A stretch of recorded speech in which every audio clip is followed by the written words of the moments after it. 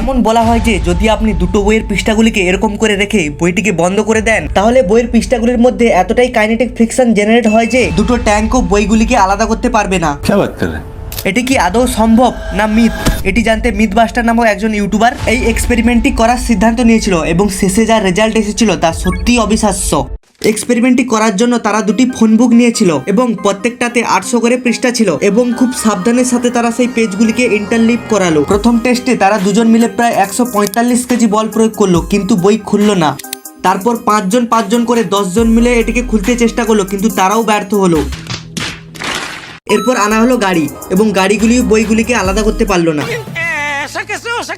এরপর নিয়ে আসা হলো 14 টনের দুটি ট্যাঙ্ক এবং যতক্ষণ না 3600 কেজি বল প্রয়োগ করা হলো ততক্ষণ এটি আলাদা হচ্ছিল না। এর মানে এই মিথটি সত্যি প্রমাণিত হলো। যখন অনেক পৃষ্ঠাকে একসাথে ইন্টারলিপ করানো হয় তখন ঘর্ষণের ফলে পৃষ্ঠাগুলির মধ্যে এতটাই কাইনেটিক ফ্রিকশন জেনারেট হয় যে দুটি ট্যাঙ্কেরও তাদের আলাদা করতে পেছন থেকে কালো ধোঁয়া বেরিয়ে যায়।